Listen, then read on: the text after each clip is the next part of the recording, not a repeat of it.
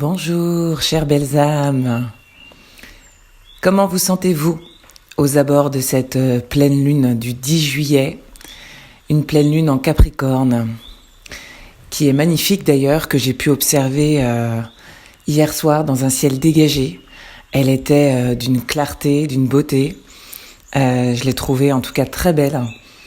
Et de pouvoir la contempler par moments et la regarder et s'adresser à elle aussi. C'est des choses que j'aime faire pour ma part, parce que la lune est un astre qui nous suit de très près par ses cycles et nous sommes énormément impactés par ses influences. Et je trouve que de pouvoir se connecter à elle, de pouvoir s'adresser à elle, c'est d'autant plus agréable et vivant, je dirais, pour réellement la considérer dans notre quotidien. Je viens justement donc vous parler de cette pleine lune en Capricorne. Alors elle a pu déjà agir depuis ces derniers jours et elle va encore agir. Donc en général 3-4 jours avant et encore les jours qui suivent. Donc on va dire depuis le week-end du 5-6 jusqu'au week-end qui arrive du 12-13, là on est encore dedans. Pour ma part j'ai été dedans et initiée assez rapidement pour ne pas vous le cacher, parce que elle m'a challengée déjà sur ce que je vais vous partager. Et justement, rentrons directement dans ces énergies de pleine lune. Je ne sais pas comment vous vous sentez en ce moment. Quelles sont les situations de vie que vous vivez? Mais je trouve, en tout cas pour ma part, et j'en ai parlé à une amie qui ressent la même chose, qu'on est pas mal challengé sur des situations de vie nous demandant une forme de self-control. C'est-à-dire qu'on a des événements de la vie, comme on en a toujours de toute façon, mais des parfois plus imprévus et parfois un peu plus challengeants, qui viennent remuer certaines choses et qui viennent justement voir la gestion de nos émotions dans ces moments-là.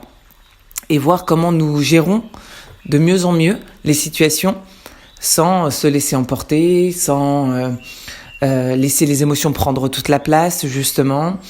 Donc, c'est déjà une thématique de cette pleine lune. Je ne sais pas si elle vous challenge émotionnellement, si elle vient vous chercher dans des situations de vie où ça vous demande de gérer la situation avec une forme de self-control sans trop vous laisser embarquer. Donc ça, c'est une première chose. Et la deuxième, en fait, qu'on m'a montré, et après je vais approfondir, c'est la relation de l'adulte que nous sommes par rapport à l'enfant que nous avons été.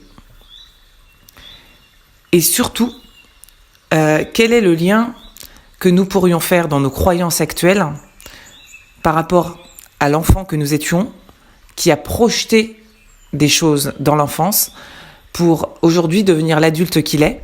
Mais est-ce que ces croyances, ces fondations, ces projets sont réellement liés à des projets de cœur ou simplement un idéal ou quelque chose auquel on s'est accroché pendant longtemps, plus en lien à une structure familiale et à l'idée de « je ne ferai pas comme ma famille, je vais faire différemment » ou « je vais faire comme ma famille parce que c'est comme ça qu'on fait » par une forme de loyauté et fidélité au clan. Mais ce qu'on m'a montré, c'est le rapport à toutes ces croyances et ces projections que nous avons eues enfants sur des domaines particuliers, le travail, la famille, la santé, enfin vraiment les domaines principaux de la vie. Je vous donne un exemple cliché, mais vraiment pour vous donner un exemple. Un enfant qui a par exemple vécu seul, qui a été enfant unique avec ses parents et qui a vécu en plus peut-être avec des parents séparés, parce qu'il en a souffert, a projeté pendant une grande partie de son enfance liée à ses souffrances, l'idéal d'une famille, d'une grande famille, qui allait vivre pour toute la vie ensemble et qui allait avoir plein d'enfants. Enfin, voyez, tout le contraire, bien évidemment, de ce que la personne a vécu. Justement, ce que j'ai envie de vous montrer au travers de ce genre de croyances, c'est que notre enfant, bien évidemment, lié aux souffrances et au conditionnement, a projeté des choses. Mais en toute sincérité, ces projections qu'il a faites sont principalement liées à des projections mentales.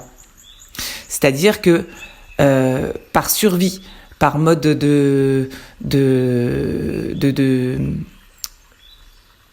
survie, vraiment j'entends, hein, c'est-à-dire de se dire moi je vais me préserver, je vais me sécuriser, me protéger, et bien moi pour ne plus souffrir, je vais créer toute autre chose différemment, ou peut-être je vais reproduire ce que j'ai connu parce que ça m'a mis dans un état de sécurité, de protection et ainsi de suite. Mais ça, c'est tout ce qui nous relie en fait à la projection du mental et de la construction de l'ego que nous avons eu à partir de nos 6 ans, 7 ans, en lien à ce qu'on a vu dans notre famille et tout ce qu'on a construit au fur et à mesure jusqu'à l'adolescence et l'âge adulte.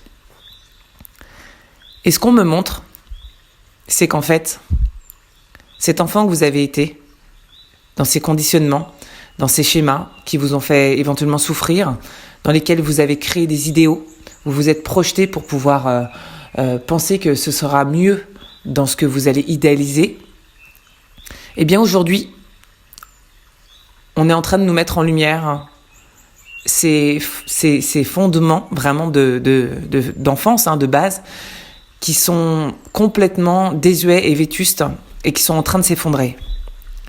Pourquoi ? Parce que, en fait, ces projections que nous avons eues n'étaient qu'une projection, encore une fois, de survie liée au mental pour ne pas souffrir. Et tout ça est relié simplement à un idéal.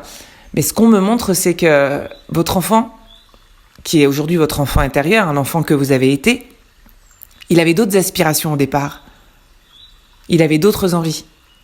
Il avait, malgré tout, des passions. Il avait des centres d'intérêt. Il avait des qualités. Il avait des dons. Mais tout ça, il le faisait un peu en à côté. Il le faisait, plus par plaisir, Mais ça faisait partie de lui. Il l'a toujours eu. Il avait toujours ses centres d'intérêt, ses passions, ses envies, une qualité particulière pour entrer en lien avec les autres, ou créer le lien avec les autres, ou pour faire rire, ou pour dessiner, ou pour chanter, ou pour cuisiner dès son plus jeune âge, ou pour créer des choses assez incroyables. Mais c'était toujours une partie de lui à côté. Et cet enfant s'est surtout construit principalement au travers des conditionnements, de la structure familiale, de l'éducation, aussi de la conscience collective. Et puis il s'est dit, moi j'ai vécu ça, moi je veux plus vivre ça, et je vais faire autrement quand je vais grandir. Et il s'est formaté complètement là-dedans. Mais en fait, cet enfant, il étouffe dans ce genre de conditionnement. Et au départ, initialement, ce qui lui faisait plaisir, c'était tout ce qu'il avait dans ses à côté, dans ses centres de loisirs, dans ses passions, dans ce qu'il animait, dans ce qu'il créait, dans ce qui le reliait à son cœur. Et aujourd'hui, on est en train de me montrer que dans cette pleine lune en Capricorne, il y a une reliance, si vous voulez, à tout le sérieux, tout le côté adulte, prise en main, responsabilité, justement le poids des responsabilités, et tout ça, en fait, qu'est-ce que ça vaut aujourd'hui ? Est-ce que, je vous pose une question parce que ça me vient intuitivement. Vous avez certainement, étant enfant, projeté justement un idéal. Moi, mon travail, ça sera tout sauf que ce que mes parents ont fait parce que je les ai vus souffrir dans ça, donc je ferai tout autre chose. Donc souvent, des fois, on fait les extrêmes, on fait un autre métier que nos parents ont fait. Ou alors, comme je disais, on construit une famille dans un cadre différent ou exactement pareil parce que ça nous rassure.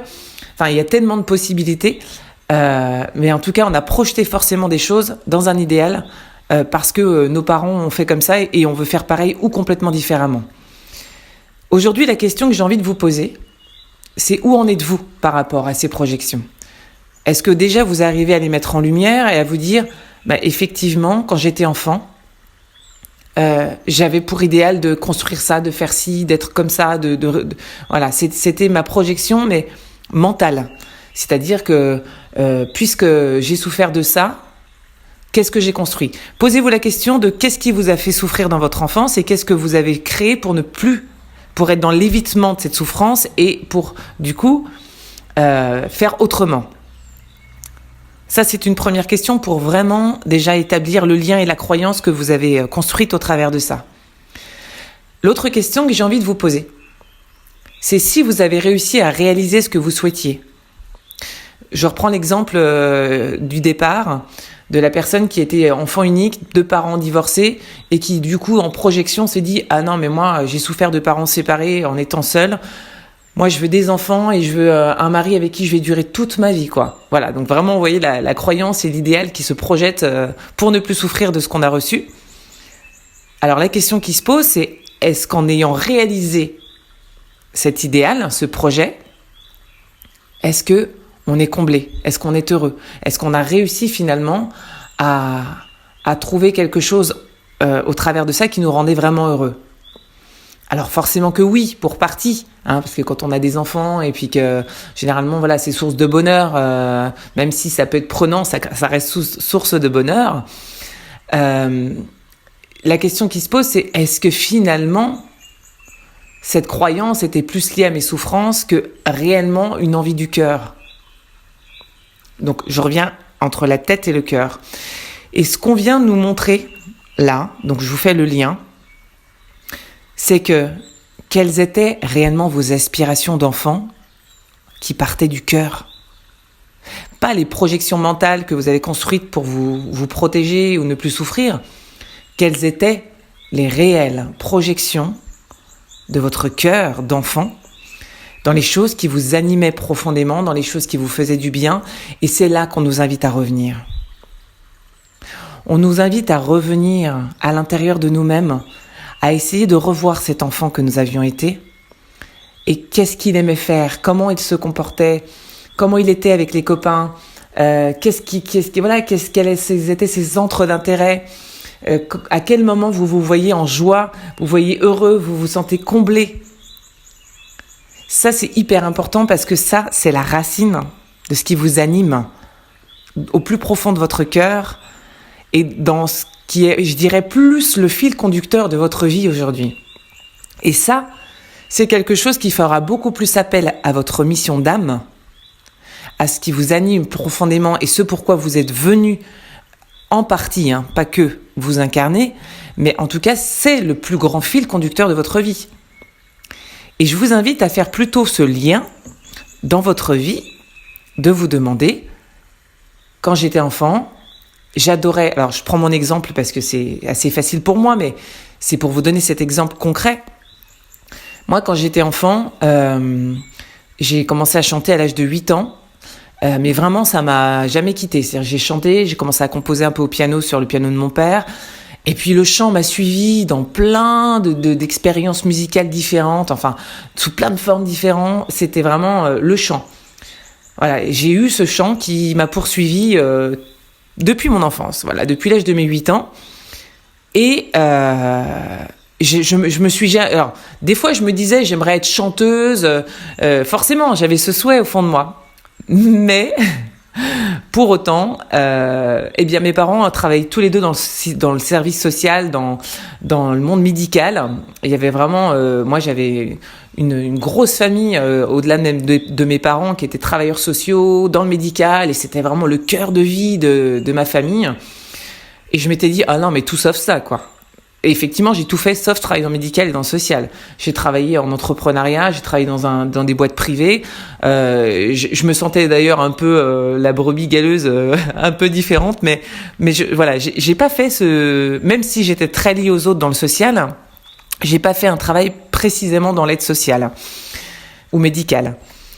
Et j'avais ces projections enfants, tout pareil, de créer une famille, voilà, et d'avoir des enfants, enfin tout ce truc-là.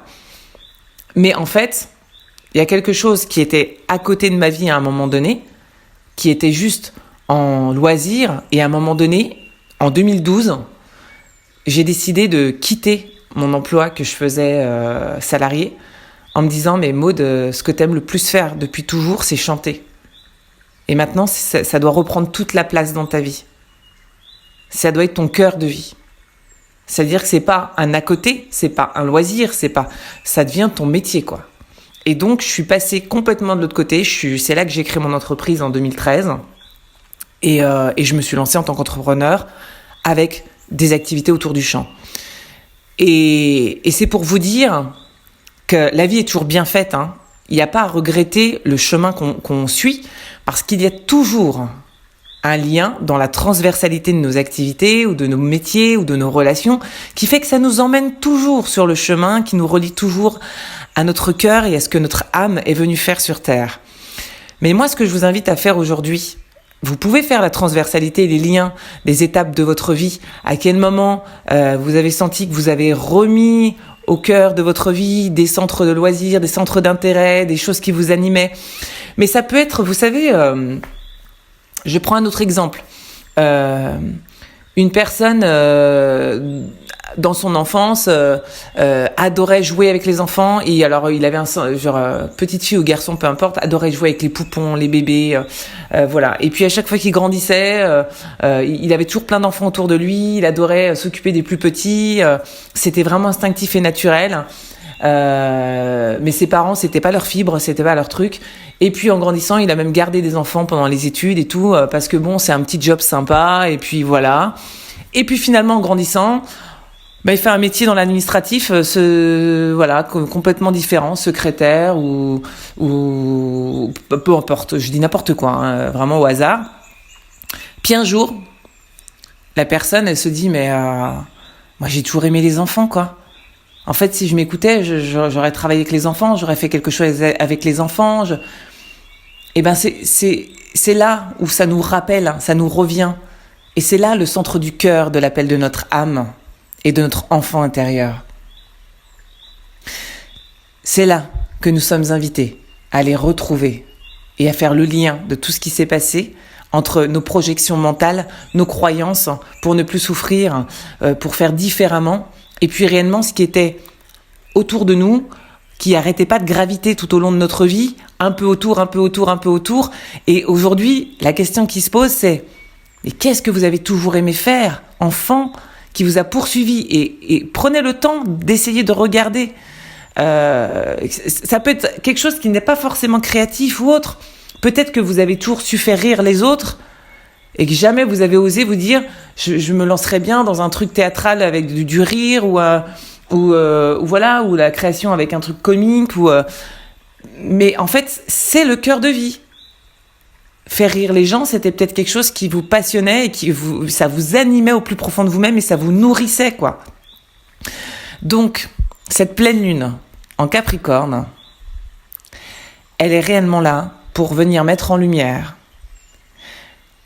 les croyances que nous avons eues et que nous avons projetées enfant pour devenir l'adulte que nous sommes.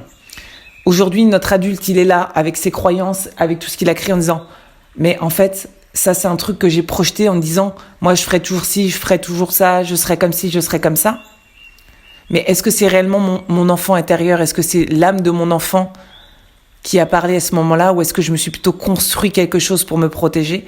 Donc, où est le cœur de la vie de mon enfant intérieur?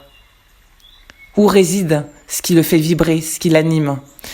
Et c'est là qu'on vous invite à aller aujourd'hui, en conscience, pour déconstruire, pour casser, pour effondrer tous ces murs que vous avez pu ériger autour de vous, quitte à en pleurer, quitte à prendre conscience que waouh, mais en fait, j'ai laissé ça de côté pendant tellement longtemps, mais aujourd'hui c'est un appel, quoi. Eh bien, allez-y. La vie vous soutiendra parce qu'à partir du moment où vous êtes sur le chemin que votre âme a choisi, que c'est un appel du cœur et de votre enfant intérieur, les portes vont s'ouvrir. Et vraiment, croyez-moi, parce que j'ai tellement fait l'expérience dans ma vie sur plein de choses que j'ai mis en place, quand c'est aligné, quand c'est l'appel du cœur, de l'âme et de l'enfant intérieur, ça s'ouvre. Il y a des défis, bien évidemment, il y a toujours des défis à relever, mais il y a quelque chose qui s'ouvre. Et là, vous êtes dans une grande ouverture de reliance pour aller vers un projet qui vous anime profondément. Et vous n'êtes pas obligé forcément d'en faire un travail salarié, un travail rémunéré. C'est pas du tout la question de ça. La seule chose qui est demandée, c'est que vous puissiez y retourner. Vous puissiez le faire revivre en vous. Que ça soit dans un cadre associatif, pour un temps de plaisir, mais que ça reprenne le cœur de vie. Que ça redevienne quelque chose qui tous les jours vous anime quand vous vous levez le matin. Que ça vous redonne la foi, l'espoir, la joie. Tout ce que votre enfant faisait naturellement et spontanément en se levant le matin parce qu'il était passionné par ça, quoi. Ouais, je vois ma fille qui est pas grande encore, mais qui a des capacités de création. Elle m'impressionne. Même ce qu'elle fait, je ne saurais même pas le faire moi-même. Elle a un talent pour créer et je le vois tout de suite. Elle a ce don pour le dessin, pour créer des choses en 3D, construire des trucs avec des papiers, des cartons, et je vois, je saurais lui rappeler, en tout cas, faire en sorte de l'appuyer, la guider, parce qu'on a aussi, et ce que je vous ai pas dit, en tant que parent, un rôle de guide. Et ça, c'est super important. Donc, soyez à l'écoute de vos enfants, de vos petits-enfants, selon l'âge que vous avez en écoutant ce podcast, parce que même en tant que grand-parent, vous pouvez guider vos enfants. Il est important de voir les talents, les dons, les capacités de vos enfants dans la tranche de 6 à 10 ans, parce que c'est là où tout se révèle. Et soyez attentifs par rapport à ça, même après, bien sûr. Mais ce que je veux dire, c'est que ça émerge. Ça commence vraiment à émerger entre 6 et 10 ans, la plupart du temps. Ça vient peut-être sur le tard à l'adolescence, il n'y a aucun souci, donc soyez toujours attentifs, bien évidemment. Mais il y a quelque chose, une graine qui pousse à ces âges-là, et qui fait que il y a un don, il y a quelque chose, une capacité chez l'enfant qui se développe et qui se montre et qui est très présent pendant une période de sa vie. Donc sachez lui rappeler, vous, en tant que parent bienveillant et en tant que guide, pour peut-être aider aussi vos enfants ou vos petits-enfants à leur redonner goût à ce qu'ils ont été aussi quand ils étaient jeunes. Parce que autant nous avons ce travail à faire pour nous-mêmes, autant si nous pouvons aider nos enfants à toujours les ramener là où ils ont été passionnés, ils ont été animés, en reliance vraiment avec leur cœur, eh bien nous leur ferons gagner un temps précieux pour ne pas s'égarer comme nous, pour construire des schémas qui sont complètement pas erronés, mais des croyances et des conditionnements qui sont pas forcément les plus importants sur même s'ils ont leur place, mais je dirais surtout dans le fait de rester connecté à notre cœur et à ce qui nous fait vibrer. C'est ça le plus important. Voilà pour cette grande invitation de cette pleine lune en Capricorne. Et pour vous donner une indication, moi que j'ai découverte en astrologie, parce que ça fait des années que je suis passionnée par l'astrologie, le Capricorne est un signe qui est en miroir avec le Cancer. Parce qu'en fait, chaque pleine lune vient se mettre en lumière dans le signe opposé du signe dans lequel nous sommes. Donc plus précisément, là on est en période du Cancer et la pleine lune est dans le signe opposé du Capricorne. Sachez que si vous connaissez votre signe astrologique, il peut être très intéressant d'aller comprendre l'effet miroir qui se joue pour vous dans le signe opposé. Parce que là, ce que je vous dis dans le lien au Capricorne, c'est tout ce qui nous ramène au Cancer, à l'enfant intérieur, aux émotions, au loisir, à tout ce qui touche à l'enfant, à la joie, à la créativité. Et donc, c'est l'effet miroir de ce que le Capricorne doit venir travailler dans des parts de lui qu'il n'a pas développées en lien avec le Cancer. Donc, si vous êtes... je fais un topo assez rapide et juste pour vous le dire. Si vous êtes Scorpion, vous allez avoir un travail à faire avec le Taureau en effet miroir ou le Taureau en lien avec le Scorpion, vice versa en effet miroir. Si vous êtes Vierge, c'est Vierge, Poisson, Poisson, Vierge. Si vous êtes Sagittaire, c'est Gémeaux, Sagittaire, Sagittaire, Gémeaux. Si vous êtes Verseau, c'est Lion, Verseau, Verseau, Lion. Si vous êtes Balance, c'est Balance, je bug, Vierge, Poisson, Balance, Bélier, pardon, Bélier, Balance. Je crois que je les ai tous dit. Et Cancer, Capricorne, Capricorne, Cancer. En gros, allez regarder les caractéristiques du signe opposé, les qualités et on va dire les choses plutôt à améliorer, et vous allez voir en vous les choses que vous avez cheminées durant votre vie.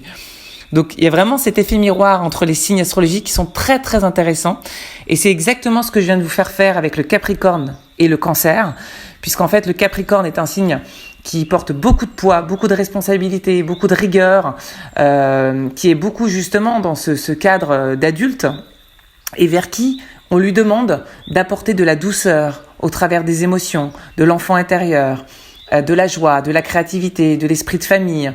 Donc il y a toujours quelque chose dans le signe opposé qu'on doit aller rechercher, nous, pour grandir et continuer d'évoluer.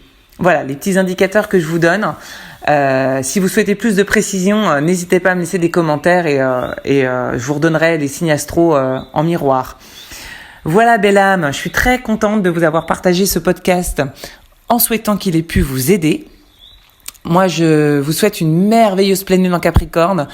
Si vous avez des émotions qui viennent remonter, des challenges, des événements, justement, écoutez-les, regardez ce que ça vient travailler chez vous dans ce côté trop adulte qui demande à écouter l'enfant intérieur. Voyez ce que ça vient faire réagir en vous. Et n'hésitez pas à commenter, à partager des choses, ça sera avec joie pour vous répondre, à liker bien évidemment pour soutenir la chaîne, mais également à vous abonner pour la faire grandir. Et je vous remercie encore du fond du cœur pour être présent sur cette chaîne. Je vous dis à tout bientôt, je vous embrasse et je vous envoie des lunes d'amour, de bénédiction et de joie dans votre cœur. À tout bientôt.